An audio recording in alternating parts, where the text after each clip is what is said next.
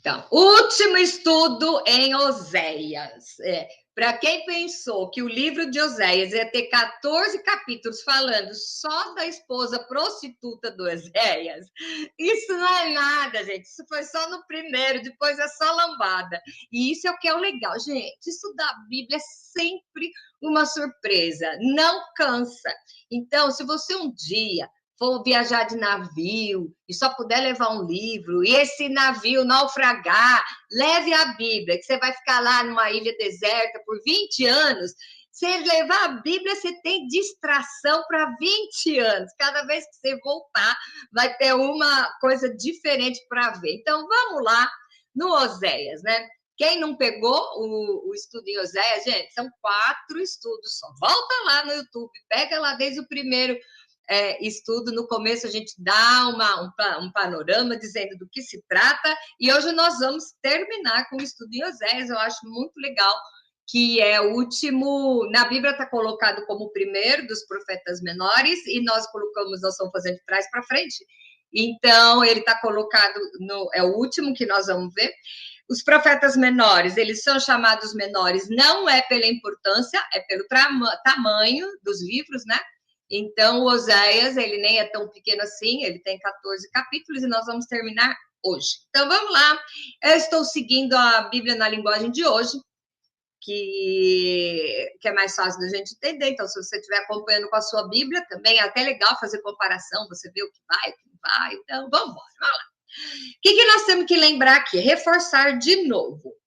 Todas as vezes que se fala de Efraim, Efraim é o nome que Deus dá para o povo do norte. Vamos lembrar que esse povo, o povo de Israel, foi levado cativo para o norte. O povo que está lá, Deus chama de Efraim, tá?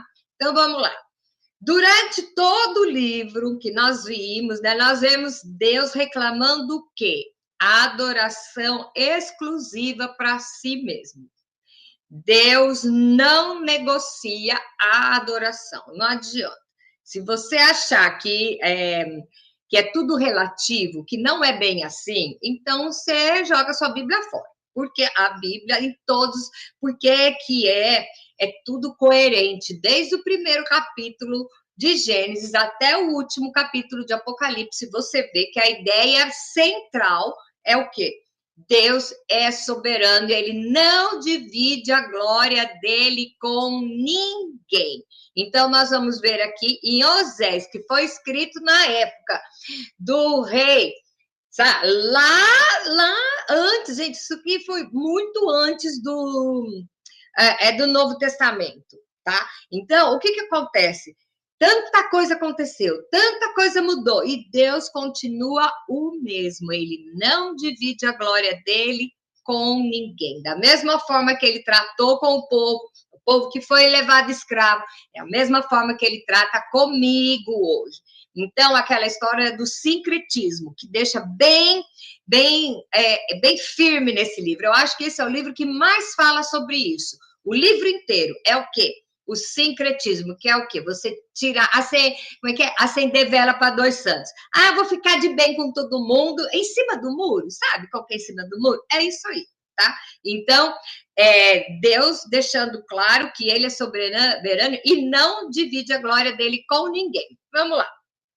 Outra coisa aqui é que ele vai retratar a luta emocional. Gente, eu acho muito legal essa expressão, a luta emocional que Deus tem entre a justiça e a compaixão, porque Deus é justo, mas ele nos ama. Então, mesmo ele sabendo o que é justo e ele falando, eu vou fazer isso, porque é isso que vocês merecem, automaticamente ele já entra com a solução caso a gente se arrependa. Você quer ver? O melhor exemplo disso é Adão e Eva lá no jardim. O que aconteceu? Deus falou o quê? Não coma desse fruto, que se você comer, vai morrer. Ok? Isso era lei. Deus não brinca. Deus falou, se comer, vai morrer. O que os dois fizeram? A Eva foi lá, comeu a frutinha, foi lá, levou para o Adão, com a maior cara de pau, ainda foi acusar Deus. Deus chega e fala, o que vocês fizeram? Vocês acham que Deus não sabia? Ele sabia. Ali já começou a mostrar como que Deus trata com as nossas falhas. Ele queria que os dois reconhecessem e falassem com a própria boca. Confessar. Se você for ver bem, em nenhum lugar na Bíblia, de Gênesis, Apocalipse, fala que você tem que pedir perdão para Deus. Oh, Kátia, não. Não. Deus fala para você confessar, arrepender e confessar. E é isso que Deus fala para Adão e Eva. O que é que vocês fizeram? Porque para falar ele tinha que confessar, né? E aí Deus tinha que fazer o quê? Deus deu a ordem. Se fizer, vai morrer. O que ele tinha que ter feito? Fulminado. O amor dele foi tão maior que ele fez o quê? Ele não matou. Ele matou um animal, o sangue desse animal escorreu lá no jardim, deve ser gramado, né? Pegou a pele do animal e cobriu os dois. Porque eles viram que estavam nus, nem sabia que estava nu. Então, ali já foi instituído que para apagar pecados, se mata um animal para cobrir os pecados. Ó, oh, que interessante, né? E foi lá mesmo que Deus falou que Jesus ia vir, e a serpente lá distribuía os castigos, né?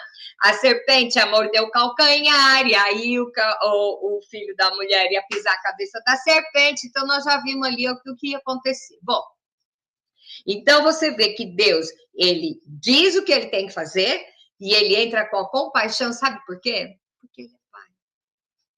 Ele é pai. Então, o amor dele é ainda maior que a justiça. E eu vou falar uma coisa para vocês. De mim, Kátia, hoje. Deus é justo. Mas ele é mais amor. Sabe por quê? Se Deus fosse justo, eu estava queimando no inferno. Tanto é que ele é mais amor, porque ele não me trata de acordo com o que eu mereço. Porque o que eu mereço é estar queimando no inferno. No entanto, ele me trata com o amor de pai, me perdoando dos meus pecados. Então, ele olha para mim, ele não vê os meus pecados, ele vê o sangue do filho dele. Então, Deus, ele é mais amor. E é por isso que nós não somos consumidos. Amém. Então, Deus tem o amor incondicional por um ser que é ingrato. Eu sei o script e eu vou e peco. Sabe Paulo que fala o que quer é o que não faço, o que faço é o que não quero? Sabe, crise existencial? Gente, eu lembro do meu sobrinho, que ele devia ter uns 10 anos, chegou para minha irmã e falou assim, mãe, eu só queimo a cara com Deus, eu vou na igreja, peço perdão durante a semana, eu faço de novo. Eu falei, nossa, ele já está com a síndrome do Paulo, com 10 anos de idade, ele já está assim. Mas não é? A gente faz umas besteiras e fica pensando, não acredito que eu fiz isso de novo. Cabeção, né? Bom, aí, o que nós temos para ver nesse livro? É um convite à transformação. Então, nós vamos ter todas as oportunidades. Tem gente que chama assim, é o prato do diabo, o manjar do capeta, pode chamar do que quiser, mas nós temos as opções para errar. Mas nós temos o amor de Deus para falar para a gente, eu estou com você, não precisa disso não. Tá? E a gente é tão cabeção que a gente ainda pisa na bola. Bom, acabando com a introdução, vamos lá. Primeira pergunta, como que Deus se compara com Israel? Quando ele fala Israel, é o povo, tá? Descendente de Abraão, vocês já sabem toda essa história. Vamos lá. A respeito do povo de Israel, o Senhor Deus diz, não é qualquer um não, o Senhor Deus diz, tá? Capítulo 11, versículo de 1 a 4. Quando Israel era criança, eu já o amava e chamei o meu filho que estava na terra do Egito. Porém, quanto mais eu o chamava, mais ele se afastava de mim. O meu povo ofereceu sacrifícios ao Deus Baal e queimou incenso em honra aos ídolos. Mas fui eu que ensinei o meu povo a andar e o segurei nos meus braços. Porém, eles não sabiam que era eu que cuidava deles. Com laços de amor e de carinho, eu os trouxe para perto de mim e eu os segurei nos meus braços. Como quem pega uma criança no colo, eu me inclinei e lhes dei de comer. Deus aqui está se comparando ao quê? A pai. Uma vez eu vi um negócio na internet. A internet serve para dar risada, mas tem umas sacadas assim. que é assim, né? Não reclame se o seu pai não sabe usar a internet, porque foi ele que te ensinou a usar o garfo, né? Nem precisa de comentário, tá? Então, Deus está falando isso. Eu criei vocês, eu ensinei tudo, e agora vocês foram lá acender incenso para o Baal. Bom, então ele se compara como pai. Vamos lá. Qual é a consequência da atitude deles? Eles não querem voltar para mim e por isso irão de novo para o Egito e serão conquistados pela Síria. Isso aqui é sentença. Virá a guerra e os inimigos arrombarão os portões das cidades e as arrasarão. O meu povo será morto por seguir os meus maus conselhos. O meu povo teima em se revoltar contra mim. Por isso, eles serão levados como prisioneiro pelo inimigo e ninguém poderá salvá-los. O que Deus está falando aqui? Vão ser levados castigos. Então, cativos. Então, fala aqui. Ai, Deus castigou. Não. Deus vai tirar a proteção. Que já é um castigo, né? Mas muita gente fala que Deus, porque Deus castiga. Tem hora que Deus faz mesmo. Mas aqui ele está falando que vai tirar a proteção, que já é ruim. Se você for ver lá, abre lá, capítulo 1 da carta de Paulo aos Romanos. Qual é a pior coisa que acontece para uma pessoa que Paulo relata lá na carta aos Romanos? Eles são entregues aos próprios prazeres. É Deus abrir mão. Você já parou para pensar se Deus abrir mão de mim? Deixa eu fazer que nem a doidivana, né? Fazer o que eu quero que passe pela minha cabeça. Deus satisfaça os desejos do meu coração. Você já pensou se Deus faz isso? É que ele me ama tanto que nem isso ele faz, tá? Bom. Aí Deus está falando, se fizer isso, vou tirar a proteção. Vamos lá, pergunta 3. Deus castigará seus filhos como deveria e por quê? 8-9. Israel, como poderia eu abandoná-lo? Como eu poderia desampará-lo? Será que eu o destruiria como eu destruí a Edmá? Ou faria com você o que fiz com Zeboim? Não posso fazer isso, pois o meu coração está comovido e tenho muita compaixão de você. Não deixarei que a ira me domine. Não destruirei o meu povo outra vez, pois eu sou Deus e não sou ser humano. Eu sou o santo Deus, estou no meio do meu povo e não o destruirei novamente. Quer dizer que ele já destruiu outra vez. E ele, por que ele está dizendo aqui que ele não vai castigar? Porque ele ama como pai. Quem já teve filho e precisou bater no filho? Aí depois vai lá na cama, o bichinho tá dormindo, vai lá beijar e pedir perdão, né? Isso aí é segredo, a gente não conta pros filhos, tá? Né, Cleide? A gente não conta, mas depois você fica com a consciência pesada, né? Dos bichinhos lá. Vamos lá. Qual é a maior prova do acolhimento de Deus? Vamos lá. Quando eu rugir como um leão contra os inimigos, o meu povo me seguirá. O meu povo virá correndo do oeste. Imagine a cena. O leão rugindo e guardando embaixo dele quem? Eu. Como os pássaros, eles virão depressa do Egito, e como pombas virão da Síria, e eu os farei morar de novo na sua terra. Eu, o Senhor, estou falando. O Senhor Deus diz, o povo de Israel me cerca com mentiras e falsidades, e o povo de Judá se revolta contra mim. O Santo de Deus, que sou e sempre fui fiel. Quer dizer, ele cuida como um leão. E o povo continua pisando na bola. Ai, gente, sabe a história da ovelha? Você sabe por que o ser humano é comparado com ovelha? Porque a ovelha é o animal mais retardado que tem. Por isso que, às vezes, o pastor, ele tem que pegar a ovelhinha que anda fugindo, ele dá uma quebradinha na perninha dela, sabia? Porque se ela cismar que ela vai, gente. Ele pega, aí ele tem que quebrar a perninha, porque ela vai no colo, porque não aprende. E é por isso que nós somos comparados à ovelha, que é o animal mais retardado do universo. E o pior é que a gente só se dá conta que pisou na bola no meio da encrenca, né? Fala, não acredito que eu fiz isso de novo. Vamos lá. Aí você se sente ridícula de estar pisando na bola de novo, né? Eu sou uma mulher velha, não acredito que eu estou fazendo isso sem necessidade. Pois é. Ainda bem que ele é mais amor do que justo, né? Pergunta 5. Quem é usado para dar o exemplo ao povo de Israel? Então vamos lá.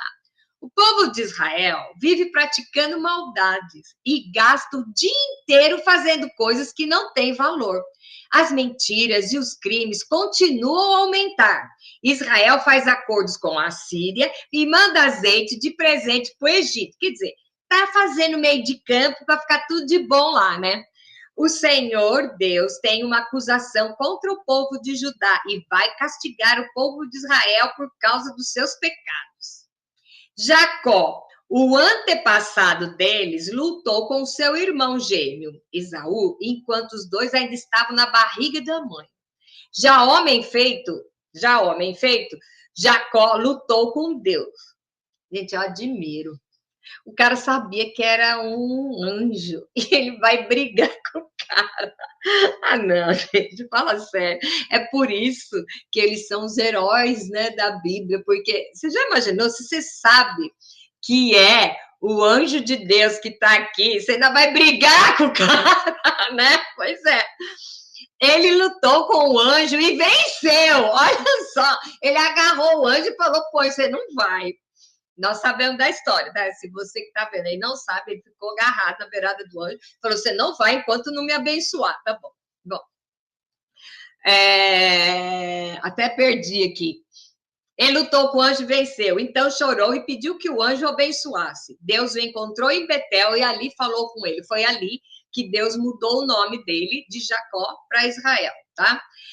Esse foi o Senhor, o Deus poderoso, todo-poderoso, e o seu nome é Senhor. Portanto, o povo de Israel volte de novo ao seu Deus e faça o que é bom e certo e confie sempre nele. Então, a pergunta: quem é usado para dar o exemplo é o próprio Jacó, que podem falar, ele foi traidor, traiçoeiro, suplantador, espertinho, mas olha como a vida é questão de consequência. Ele era o espertácio, né? Como é que é?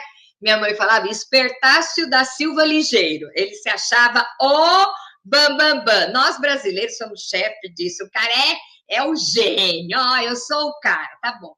Passou a perna no irmão. Aí foi para outra terra, que a mãe dele quebrou o galho dele. Foi para outra terra, chegou lá, trabalhou 7 anos para casar com uma, que deram a caolha para ele. Então ele se julgava tão esperto. E Deus mostrou que ninguém é mais esperto, ninguém está acima do bem e do mal. Gente, agora, essa mulher é bonita e legal, hein? Já pensou? Acho que ninguém ia trabalhar 14 anos para ficar comigo. Acho que eu não estou com essa bola toda, não. Mas ela ficou. Então, quer dizer, o próprio sogro, da onde ele foi refugiar, o sogro passou a perna nele. Então, não existe nenhuma atitude que você faça que não tenha consequência. Ele achou que ele passava a perna em tudo e ele lá passaram a perna nele, só que aí ele voltou. E quando ele voltou, ele teve a oportunidade de encontrar com o anjo, até se diz que, na verdade, ele encontrou lá em Betel, foi com o próprio Senhor, então se diz que foi uma teofania. Teofania é quando um ser celestial se transforma em pessoa. Então tem gente até que afirma que era o próprio Jesus que apareceu ali e ele falou: você não sai enquanto não me abençoar. Eu acho o máximo esse tipo de coragem, sabe? E aí a gente fica assim, né? Quando você precisa pedir alguma coisa para o Senhor, por mais imbecil que possa parecer, a gente só conta as que a gente acha normal, aquelas coisas absurdas que todo mundo pede para Deus, que eu sei. Ou só eu sou louca? Tem umas coisas que você pede para Deus e que você não tem coragem de contar para ninguém que você está pedindo. E aí, a primeira, a segunda vez não acontece, você desiste. Né? Senhor, eu quero que o Senhor me mostre. Não aconteceu. Não era assim mesmo. Eu vim aqui nesse mundo para sofrer. Dia, mês, ano. Não, gente, ele juntou no anjo. Você não sai daqui enquanto você não me abençoar. Então, por que eu falo isso? O reino dos céus é conquistado por guerreiros, por aqueles que arregaçam a manga e vão fazer a diferença. Então, nunca se esqueça disso quando você estiver reivindicando alguma coisa do Senhor. Não desista. Você quer ver?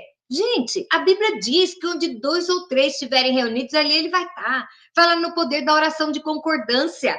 Junta alguém, outro doido que nem você, e bota para orar. Deus vai se encantar, ele vai olhar lá e falar assim, aí, ó, se juntaram. Então a coisa é séria. Agora não. A gente quer uma coisa, pede, não vai dar?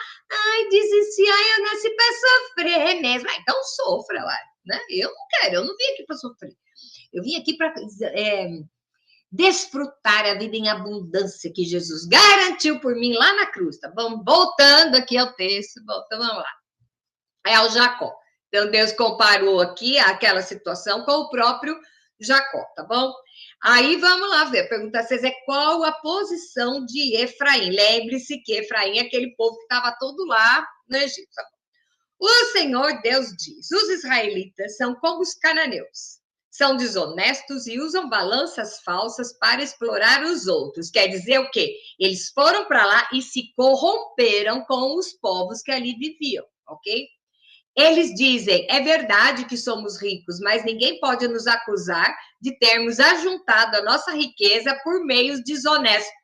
Será que eles estão falando aqui do Brasil, do mundo moderno? Será que tem alguém em Brasília aqui para ter essa... Apenas pensamentos na minha cabeça. Vamos lá. Porém, eu, Senhor, sou o Deus de vocês desde que os tirei do Egito. Eu farei com que vocês voltem a morar em barracas, como moravam quando me encontrei com vocês no deserto. Eu falei com os profetas e lhes dei muitas visões. Usei comparações quando falei ao povo por meio de profetas. Então, o que ele está falando aqui? Vocês foram para lá e se corromperam. Aí é o seguinte. Se você pegar uma caixa de laranja, de tomate podre, puser 2 tomates bons lá, o que vai acontecer? Os tomates bons vão curar a caixa de tomate podre? Não. Os podres vão apodrecer os bons. Por isso que é muito mais difícil você ser luz aonde tudo está em trevas. Por isso que a gente tem que congregar, porque a minha luzinha, se encontra a sua luzinha, a gente se ajunta, já é uma luzinha maior para fortalecer, para poder conviver no meio dessas adversidades. Não seja inocente ao ponto de achar que sozinho você vai fazer a diferença. Não vai. Tá? Quando Deus instituiu a sociedade, era para a gente viver em sociedade. Então, aqui o que ele está falando? Vocês foram para lá, se misturaram com o povo de lá e se corromperam. Não tiveram nem a firmeza de permanecer fiéis quando vocês foram levados cativos, tá? Pergunta 7. Qual a diferença de tratamento do povo como Jacó e de Efraim? Vamos lá, já estamos no capítulo 12. Vamos lá. Mas o povo de Gileade adora ídolos e por isso vai ser morto. Deus taxativo. Em Gilgal, touros são sacrificados no altar e por isso os altares vão virar montes de pedras nos campos arados. O nosso antepassado Jacó teve de fugir para a Mesopotâmia e trabalhou como pastor de ovelhas a fim de conseguir uma esposa. Por meio do profeta Moisés, o Senhor tirou o povo de Israel do Egito e cuidou deles. Com os seus pecados, o povo de Israel provocou a ira do Senhor. Por isso, ele fará com que paguem pelos crimes que cometeram e os castigará por causa de suas maldades. Olha aqui. Efraim, que é o povo que foi para lá. Os israelitas que foram levados cativos se misturaram a adorar ídolos, mas Jacó, mesmo estando fugindo, não adorou nenhum outro Deus. Jacó, que era o malvadão da história, ele não se corrompeu. Não sei se vocês lembram a história de que quando ele saiu A mulher dele fez o quê? Roubou os ídolos do pai, aí o pai foi lá atrás, lembra dessa história, né? Aí ela não contou para ele que estava levando os ídolos, aí ele pegou e falou, se tem ídolo seu aqui, pode procurar. Aí a mulher dele pegou, ficou sentada na barraca, falou, que eu tô menstruada, então não posso me levantar daqui, porque eu sou impura, não sei o que, e tava os ídolos, tudo lá embaixo. Então, mesmo com todo esse histórico, que ele fez o que fez, ele não se corrompeu, e é por isso que ele é um dos patriarcas. E ele foi errado, ele pisou na bola, ele trapaceou, mas ele é um dos patriarcas. Sabe por quê? Ele é gente como a gente. Deus não escolhe os perfeitos. A partir do momento que você tem um encontro com Cristo e você entende a gravidade dos seus problemas e se arrepende, Deus pode te usar. Na Bíblia nós temos um homem que é o homem segundo o coração de Deus, que é quem? Davi.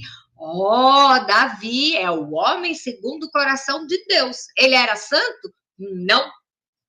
Não. Ele matou, ele adulterou com Batseba, ele adulterou com ela, ele assassino porque ele matou o marido dela. E, no entanto, ele se arrependeu. Lê lá o Salmo 51, ele se arrependeu. E ele foi mencionado até hoje como o homem segundo o coração de Deus. Então, nós vemos Jesus com dois personagens, Judas e Pedro. Judas traiu e Pedro negou, tá? Pedro se arrependeu e voltou. Judas se arrependeu e foi se enforcar. Será que se Judas tivesse se arrependido e voltado, ele precisava ter ido se enforcar? Não, ele não teve coragem.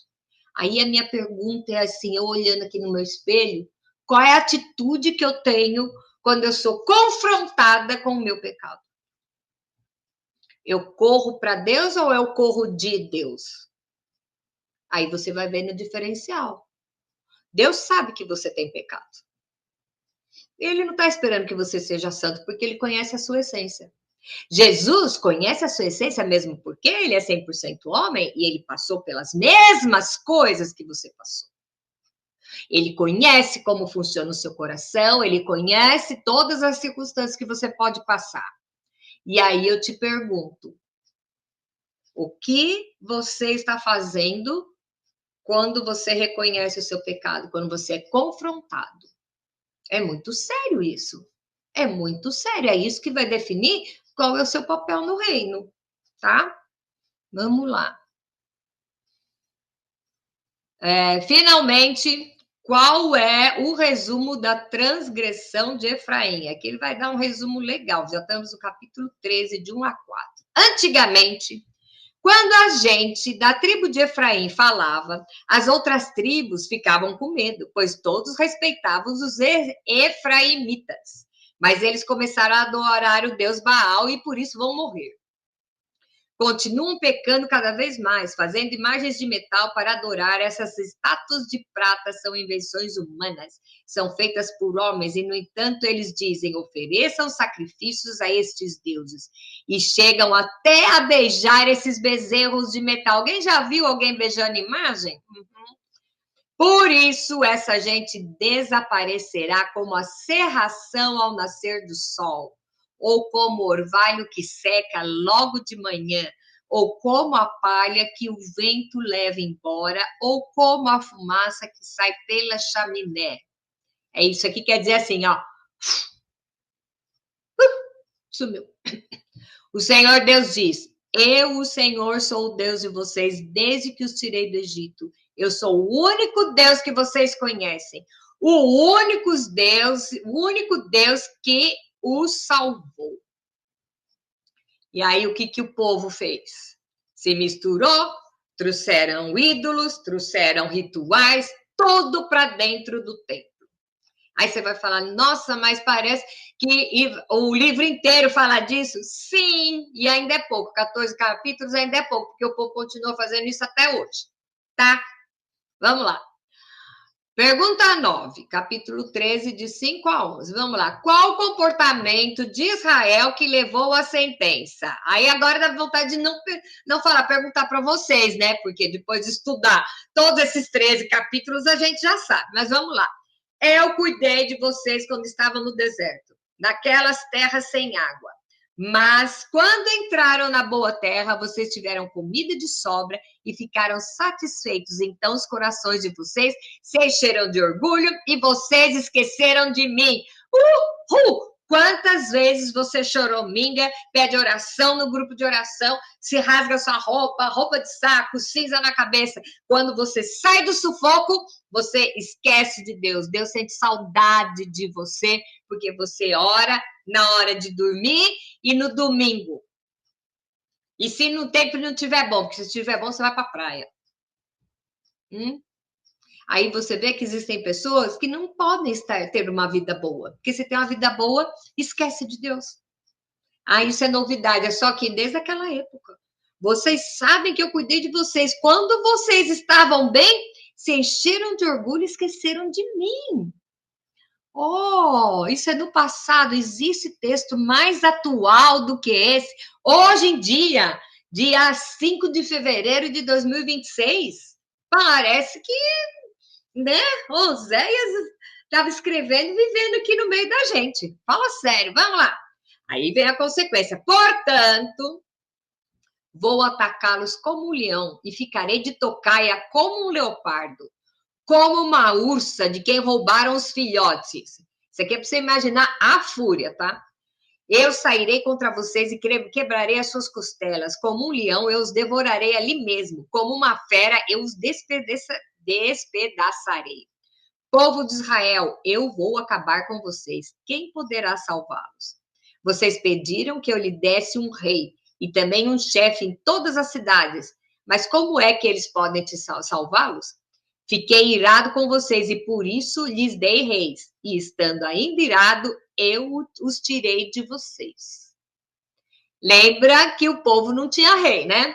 O povo tinha juízes. Aí o povo, quero rei, quero rei, quero rei. Deus falando, não, para que você precisa de rei? Quero um rei, todo mundo tem rei, quero rei. Todo mundo tem rei, quero um rei. Tá bom, então toma o rei. Aí foi lá Saúl, daí para frente vocês já sabem a história, né? Quiseram ser diferente, né? Então tá bom. Então aqui é o quê? Novamente o sincretismo.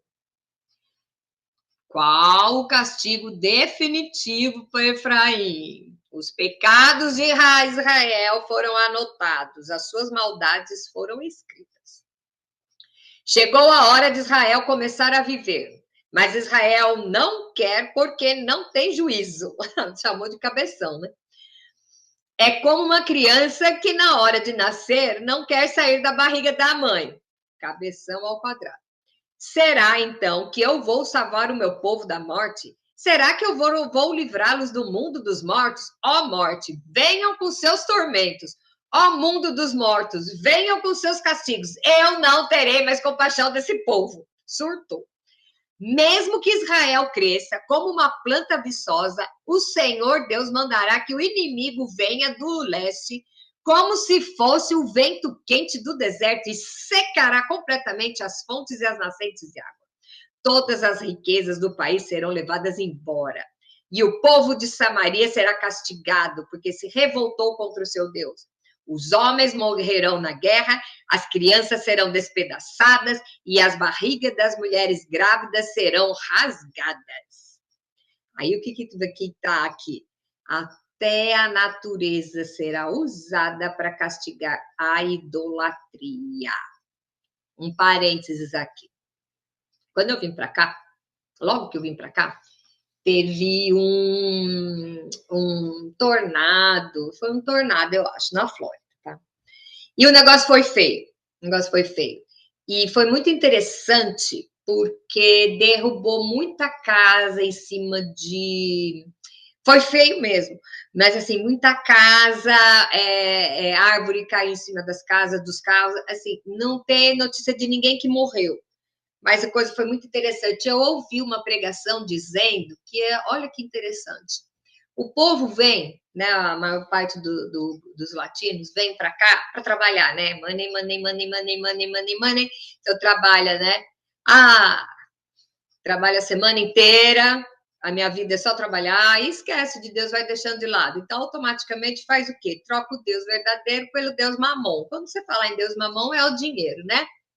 E é isso muito que acontece. E aí, eu lembro que eu ouvi essa pregação e achei muito interessante, porque foi logo que aconteceu essa história. E o quê? Aquelas caminhonetes, né? Geralmente o pessoal da construção tem aquelas caminhonetes poderosas, aquelas casas, tudo no chão, não morreu ninguém. No chão. E eu vi o cara falando assim, então, isso aí foi, Deus tirou, permitiu um acidente da natureza para tirar aquilo que eles vieram buscar. Porque ninguém morreu, mas tirou os bens. Então, cada vez que eu vejo esse texto, eu lembro dessa situação. Então, você pega, parece que você entra no aeroporto, é um portal, né? Então, você esqueceu toda a sua vida para trás, toda a sua vivência. Agora eu venho aqui, eu só quero trabalhar, trabalhar, trabalhar, trabalhar. Não tenho distração, não leio Bíblia, nada. Eu só trabalhar, fazer dinheiro. E aí? E aí depois? Né? Aí você fala assim, não, quando eu for velha eu volto para a igreja, né? Ainda fala que vai voltar para a igreja, não é nem para Deus, né? Então não sei o que é pior. Mas então, o que acontece? A natureza às vezes é usada para tirar aquilo que você pensa que conquistou. Tudo é efêmero.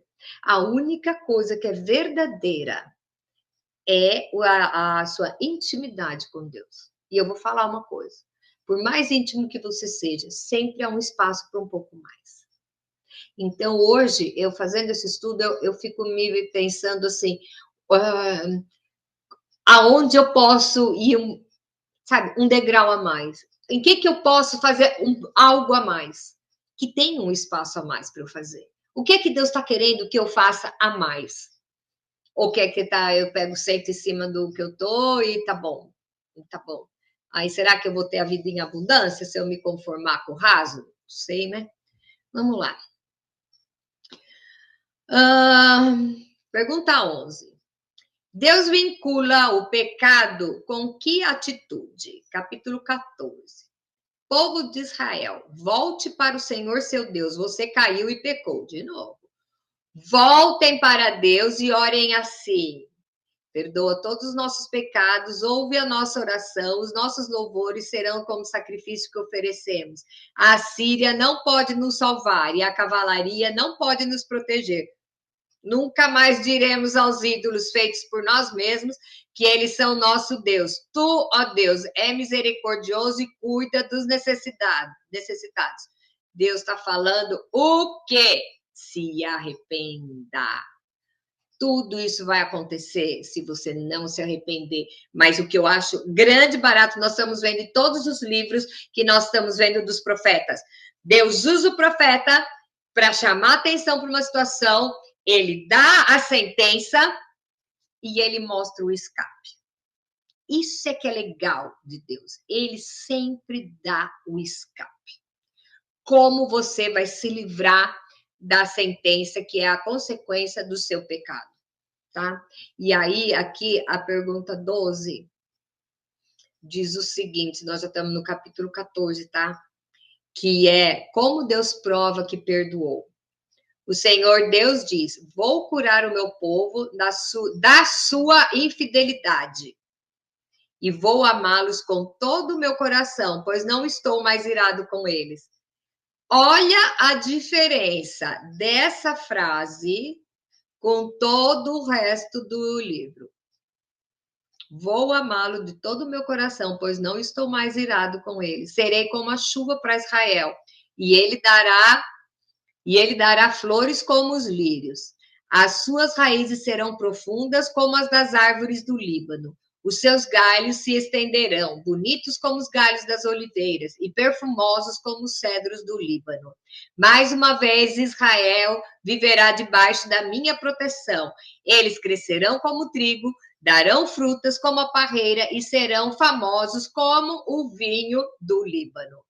Então, aqui diz o quê? Ele vai abençoar as famílias e os celeiros e as colheitas, tá?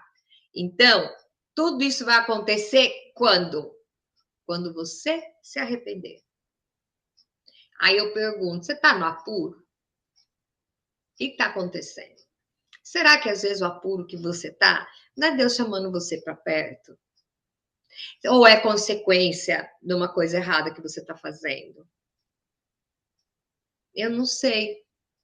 Porque é muito fácil a gente olhar de fora para as coisas grandes. Eu sou traficante de órgãos infantis. Isso é um horror.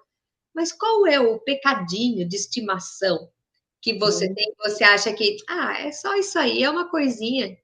Será que você não está no sufoco por causa dessa coisinha?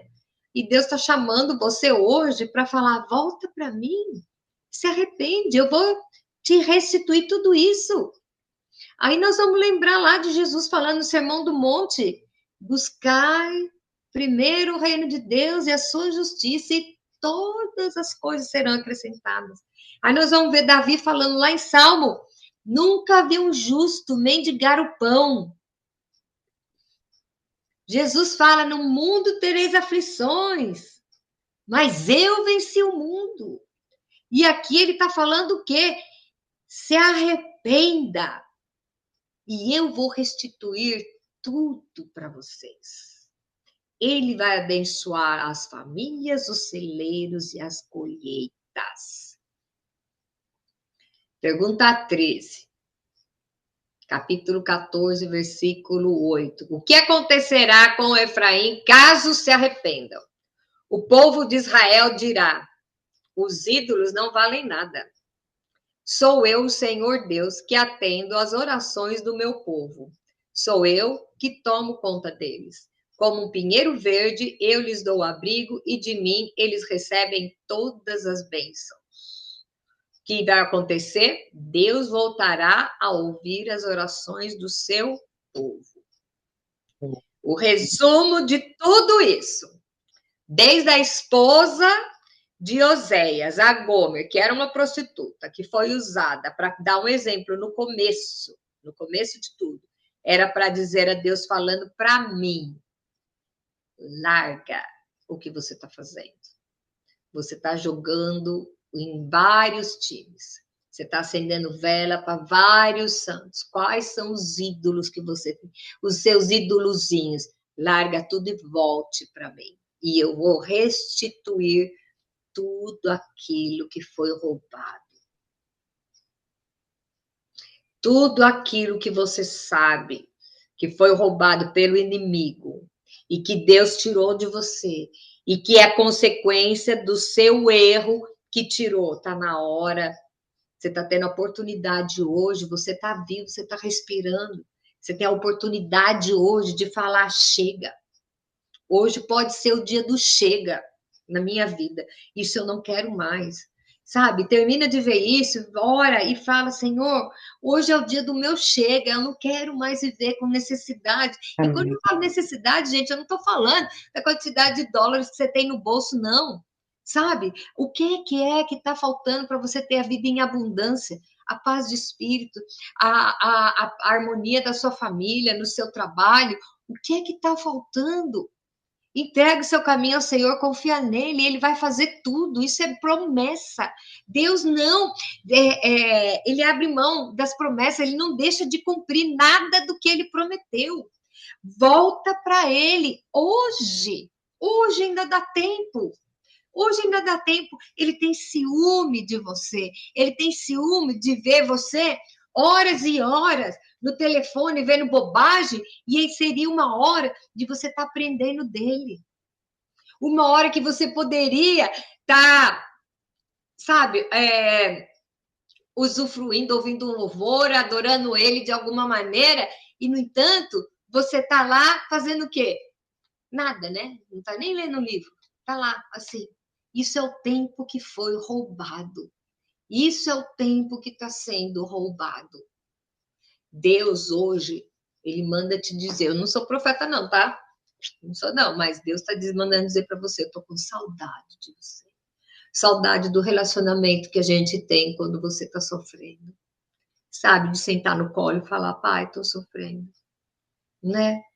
Então, nós vamos terminar aqui Eu sempre deixo um para pensar que eu nem precisei escrever, porque está no texto.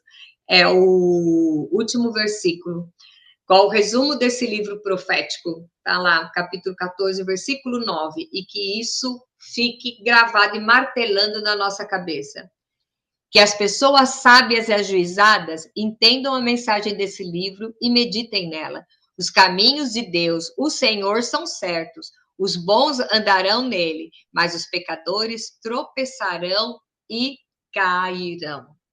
Acho que não precisa mais de nenhum comentário. Para o que você está fazendo. Reflita e veja aonde você, que é a hora da sua vida que você desceu do colo do Senhor. Ele está te convidando para subir lá de novo. E ele está com saudade de você. De pegar e falar assim, vem cá, essa é minha garota. Essa é a minha filha amada. Amém? Beijo grande para você. E a gente conversa semana que vem. Vamos começar com Daniel. Beijo grande para você e até mais.